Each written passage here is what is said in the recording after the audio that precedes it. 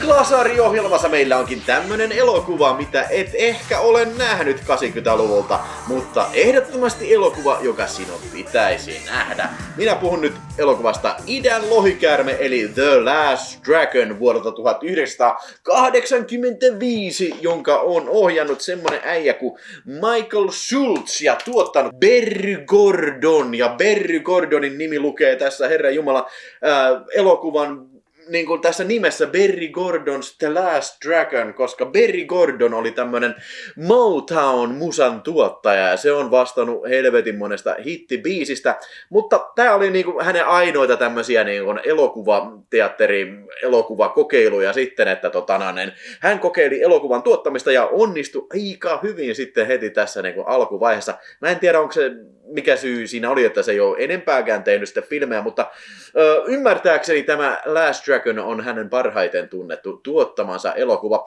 Sen sijaan tämä Michael Schultz sitten kyllä on ohjannut paljonkin elokuvia, esimerkiksi komedia-elokuvia Richard Pryorilla ja näin, mutta Idän lohikäärmehän kertoo tästä Bruce Leroysta, tai oikeastaan Leroy Greenistä, eli jonka lempinimi on Bruce Leroy, ja Tämä alkaa tällä treenikohtauksella, alkuteksti montaasilla, missä Bruce Leroy treenaa sitten ja mestari tulee sanoa, että nyt olet oppinut minulta kaikki saakeli jätkä, että nyt sun pitää löytää vielä tämä kaikista paras mestari ja se asuu täällä New Yorkin Harlemissa vai Bronxissa, missä nyt kuitenkin. Mutta Bruce Leroy sitten, New Yorkilainen poika, musta poika, hän lähtee sitten etsimään tätä ultimaattista mestaria sitten ja hän eksyy elokuvateattereihin, jossa pyöritetään Enter the Dragonia ja sitten meillä esitetään tää elokuvan ensimmäinen antagonisti, elikkäs kohtalaisen sarjakuvamainen henkilö.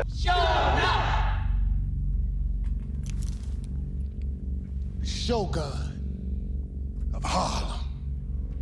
Tai Julius Carryn esittämä Kovis. Hän on siis niin over the top äijä, että se tarvii aina tyypit, jotka boostaa sen itsetuntoa. Who's the master? Sitten muut vastaa, show enough! Ne on tarkkaan mietitty tämmönen koreografio aina, kun ne tulee joka paikkaan, että se sieltä porukka kävelee ja tekee kunniaa hänelle, kun show enough marssii sisällä. Ja tää tulee hyvin selväksi heti tässä alkukohtauksessa. Jumalan kautta siis, kun se on elokuvateatterissa.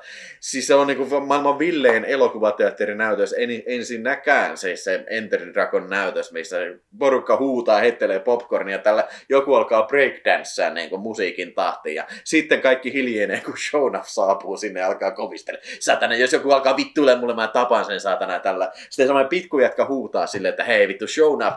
Bruce Leroy pystyy hakkaan sut. Ja sitten se on, mitä vittua, missä on Bruce Leroy tällä. Ja no, Bruce Leroy on sitten kuitenkin tämmönen karatemies, niin hän ei suostu ottamaan tämmöistä moukkamaista matsia siis tämän idiootin kanssa, koska hän ilmeisesti kunnioittaa tämmöisiä karateen sääntöjä sitten viimeiseen asti ja poistuu paikalta sitten, mutta periaatteessa vihan siemenet on tässä vaiheessa kyllä todellakin kylvetty sitten.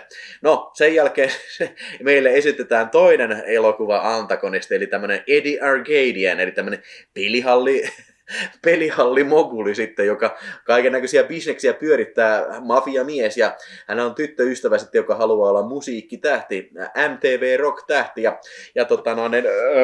he on tehnyt musiikkivideo, jonka Eddie Arkadian sitten haluaisi pyörimään sitten tämmöisessä TV-ohjelmassa, jota sattuu vetämään itse Vanity, Kasari Kaunotar, joka myös ehkä paremmin tunnettiin sitten tämmöisenä pop-laulaja sitten Vanity vetää tämmöistä MTV-tyylistä showta sitten, hirveän suosittu, ja siellä näytetään musavideoita, näytellään kun porukka jorailee tällä ja näin, mutta Vanity ei tietenkään suostu tähän, ja sitten Eddie Arkadian, niin palkkaa sitten joukon mafiosoja ja kidnappaa sen, mutta näin onkin niin, että Bruce Leroy saapuu paikalle ja hakkaa nämä jätkät ja tietysti ihastuu sitten palavasti tähän Vanityyn. No sitten tietysti Eddie Arkadian palkkaa show enoughin tämän Bruce Leroyn nemesiksen sitten hoiteleen tää jätkä päivältä ja kyllä te sitten voitte about toimintaelokuvia nähneinä, niin voitte päätellä sitten 1+1, mihin tämä johtaa kidnappaamiseen, loppukähöön ja näin. Siis tää on aivan mahtavaa kasari cheesea, siis ihan uskomaton soundtrack, se täytyy sanoa niin kuin heti ensimmäisenä. Ei ole yllätys, että näin on, koska siis tämähän jätkä, joka tuotti tää Berry Gordy, niin hän oli sitten tää tosiaan Motown-musiikkimoguli, ja tässä on siis mitä, tässä on toi Rhythm of the Night by DeBarge, ja sitten Seventh Heaven, Vanity, ja mitä kaikkea hittibiisejä. Mun suosikki ehkä on tässä näistä biiseistä. Ehkä tämä Sukiyaki Hotsue. You sucky to me, I sucky you.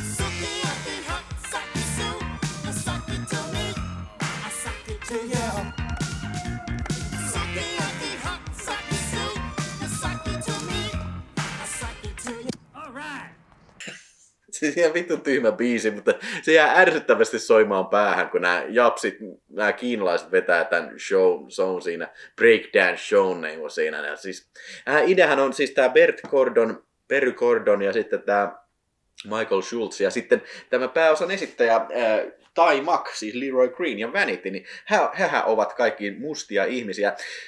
Sitten tässä voidaan puhua siis sillä, että kuinka paljon paremmin tämmöinen niinku roolien vaihto oli tehty niinku 80-luvulla. Niinku, siis se, että niinku nykyään tehdään tämmöistä black power tai joku tämmöistä niinku nice power, niin ei sitä tarvi alleviivata. Siis niinku, tää on tämmönen, siis kaikki tykkää tämmöisestä. Ainakin mä tykkään tämmöisestä, että niinku, tässä nyt vaan sattuu oleen mustia tyyppejä ja valkoiset sattuu olemaan pahiksia. Että tässä ei tarvi mitään tämmöistä rotujakoa tehdä. Niinku, sitä ei tarvitse alleviivata tässä. Niinku, tää toimii tällaisenaan niinku, ihan hyvin ja siis I fucking love it. Ja niinku, siis se, että niinku, ylipäänsäkin niinku, tiiäksä, Bruce Leroy, se on musta jätkä, se on tämmönen vähän niin kuin nössykkä, tämmöinen aasialainen karate-ekspertti. Ja sitten nämä niin kuin aasialaiset, jotka laulaa tätä Sukiyaki, Marisue, Sakiyu, niin ne vittuilee silleen, että niin kuin, nyt voit poistua paikalla. Siis tämmöistä niin kuin rasistista vitsiä niin kuin heittää sille, vaikka tämä etninen tausta on niin kuin ihan täysin päinvastoin. Niin tämä on ehkä se älykkäin kontentti tässä elokuvassa. Siis niin kuin sanottu, niin kaikki muu tässä on täysin sarjakuvaista kohellusta. Ja sitten tämä justiin tämä Eddie Arkadian, jota näyttelee veteraaninäyttelijä Christopher Murnau, niin se vetää siis niin over the top. Ja sitten se, mä en muista mikä sen naisen nimi on, joka näyttelee tätä laulaja-tyttöystävää. Se on kans jonkin sortin tunnettu tähti, sitten tullut tätä. Niin sekin vetää just tämmöisen, ja sitten se on se Gasman tosta nuija ja tosi nuijasta, niin sekin on tässä pelleilemässä siis niin kun, vittu, sanoinko jo, että tykkään tästä elokuvasta. Tämä on hirveän niin tämmöinen lämminhenkinen ja hauska elokuva kyllä kaikin puolin, siis huumori on over the top, mutta hauska. Niin kuin sanottu, musiikki on over the top, mutta hauskaa. Ja sitten nämä karate-maneerit on vedetty tosi yli. Mutta siis sillä kuitenkaan, tämä ei ole mun mielestä ihan täysin niin kuin välttämättä sellaista niin kuin naaman vääntely, heko juttu. Tämä ei ole suoranainen komedia, vaan siis mä uskon, että nämä asiat voi tapahtua tässä sarjakuvamaailmassa, missä nämä elää, ja ne on siellä niinku kovia juttuja. Siinä on hauska kohtaus, missä Shonuff menee tonne Leroyn porukoiden pizzeriaan. Niin sekin vielä, että mustat porukat omistaa italialaisen pizzerian, niin sekin on käännetty tällä päälailleen. Niin Shonuff saapuu sinne ja vetää paikan paskaksi. Mä aina naurattaa se, kuinka ne on niin vitun kovia, kun ne kovistelee siinä. Niin ihan tulee mieleen trash-video-hahmot niin ihan koko ajan näistä paikista. Heittää pikkujätkän pää edellä roskiksi ja hakkaa karatella niin kuin kaikki nämä pöydät paskaksi tällä. Niin, tää on tosiaan karate-elokuva ennen kaikkea, eli siis tässä on todella paljon, varsinkin loppupuolella on martial arts siis matseja tällä, ja nunchakua käytetään, ja siis niin kuin hienoja karate-liikkeitä, siis ei tämä maailman paras martial arts-elokuva on, mutta siis sinä, jos ajattelet, että tämä on PG-13, niin tämä on yllättävän väkivaltainen elokuva siis sinänsä. Ei tämä ole verinen, mutta siis tässä on paljon tämmöistä justi martial arts-väkivaltaa. Eikä ihmekään, että Englannissa tätä leikattiin melkein 2 minuuttia videolla ja elokuvissa. Kaikki nunchako-kohtaukset poistettiin siellä. Ja sitten me saatiin jostain syystä, ymmärtääkseni tämä oli elokuvissa leikkaamaton, mutta jostain syystä sitten tänne tuotiin Ruotsin paskahousujen leikkaama versio, versio sitten videolla. Tää on yli 3 minuuttia leikattu, ja siis tää on tosi tykeristä. Varsinkin sitä lopusta leikattu se niin kuin tappelua sitten lyhyemmäksi. Sitä piti vielä mainita se, että tämä martial arts niin kuin huippuosaamistaito, mitä Bruce Lee tavoittelee, niin se on se the glow, eli kun sä vedät näitä karate-liikkeitä, niin sun keho alkaa hehkua. Ja jostain syystä myös Shonuff osaa tämän glow. Ja Shonuff hehkuu punaisena. Ja sitten tää hyvä jätkä, niin se hehkuu sitten taas keltaisella. Kyllä. Lopussa saadaan sitten tämmönen glow-miesten taistelu sitten, että se on oikein niin kuin piste iin päällä. Ja kuka nyt voisi unohtaakaan tämän kohtauksen, jos on tämän elokuvan nähnyt, missä sitten tämä yksi hahmo ottaa hampaillaan luodin kiinni, niin siis se on just ja sitä alleviivaa just tää teemabiisi, mikä on mun mielestä paras biisi. Unohdin sanoa tuossa, kun puhuin musiikista, mutta mun mielestä niin leffan ehdottomasti tää Theme, jonka laulaa Dwight David, tää The Last Dragon, niin se on ihan sikahyvä. Siis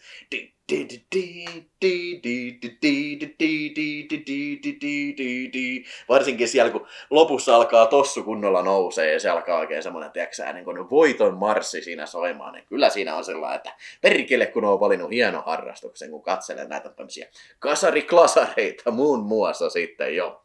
Tosiaan en katsellut sitä nyt Idän lohikäärmeen kasetilta tätä. Joskus on kattonut tai mä oon sitä, voi vittu, tätäkin on pitänyt leikata näin vitusti. Ei, tää on lapsellinen elokuva näin. Enkä katsonut sitä myöskään tältä NTSC-kasetilta, minkä mä en muista, mistä mä oon tän saanut. Olikohan tää joku lahjoitusboksissa sitten kyllä. Enkä katsonut sitä myöskään tältä Blu-raylta, jonka satuin saamaan Japelta syntymäpäivälahjaksi, jos muistatte tämän pikkujoululähetyksen. Japen leffavlogi lahjoitti mulle tämän joulupukki lahjoitti mulle tämän espanjalaisen Blu-rayn sitten. Lieneekö sitten bootlegi tai jotain.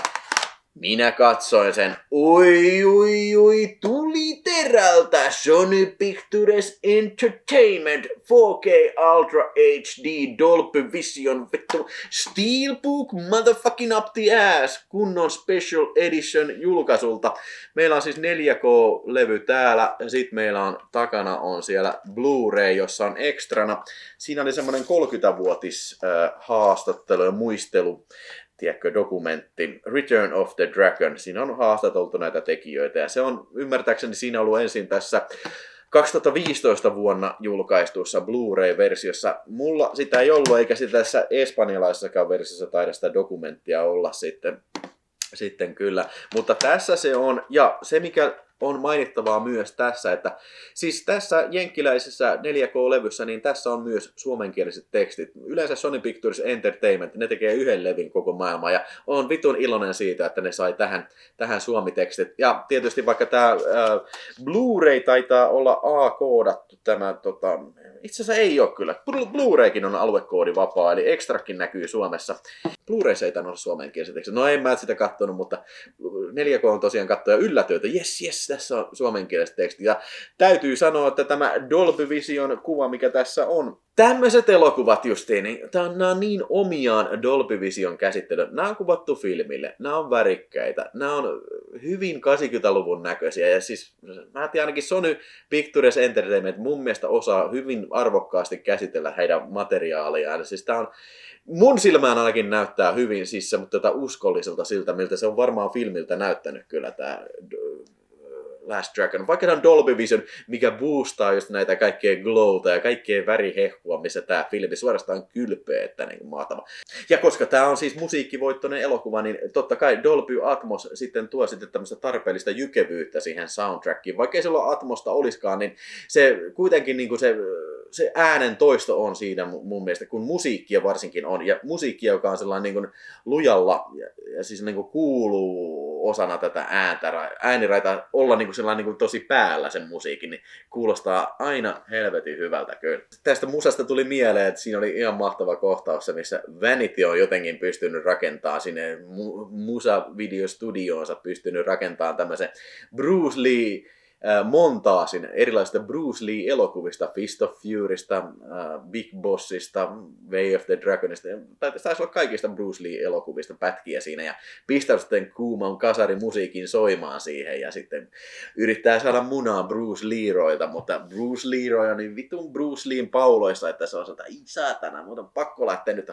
haastamaan jotain karateriitaa johonkin. No ei se nyt ihan noin sano, mutta kuitenkin se on niin kuin enemmän kiihottunut näistä Bruce Leen muskeleista kuin sitten taas Vanitystä, mikä on sinänsä erikoista, mutta tavallaan sopii tämän elokuvan maailmaan. Ja jotenkin se on kummallinen vitsi siinä oli sekin, kun se, siis Bruce Leroylla on tää 10-vuotias pikkuveli sitten, ja sitten se sanoo, että joo, kun sä menet Vanityn kanssa treffeille, niin jos et sä tiedä, mitä sä teet, niin se voi sitten sattua.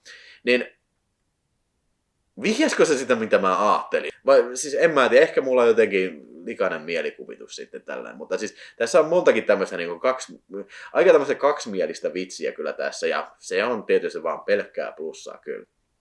Ilman muuta siis helposti 4 tähteä kyllä, ja siis tämmöinen elokuva, minkä olen katsonut monta kertaa, ja siis elokuva, mikä aina saa sitten hyvän fiiliksen kyllä, kun tämä katsoo, että jos on mieli maassa, niin, tai on muuten huono ollut päivä, niin kannattaa pistää Last Dragon pyöriin, niin ei varmaan enää sen jälkeen kyllä niin kuin vituta ainakaan läheskään niin paljon. Hei, kerro mitä sä oot mieltä Last Dragonista. Ootko sä samaa mieltä kuin esimerkiksi Rauli totuuselokuvasta, joka vihaa tätä elokuvaa ja haukkuu mua ja Jape, että me ollaan kuulemma ihan paskapäitä, että me tykätään tästä leffasta. Mutta ei, Rauli, sinä olet siellä se paskapää, joka ei tajua elokuvista yhtään mitään, joten nyt lopetat nämä valheet elokuvista ja alat sinäkin katsomaan The Last Dragonia, eikös näin? Näin se on. Pistähän kommenttia, jos tuli jotain kysyttävää ja mielipiteitä näin. Ja muista tykätä Kasari Klasarista, niin tulee lisää kyllä näistä filmeistä. Ja jos oot uusi siellä, niin tilaa kanava. Ja nyt sitten mene katsomaan tästä seuraava video ja pysy kanavalla. Nähdään seuraavalla kerralla sitten, moro! You are the last dragon.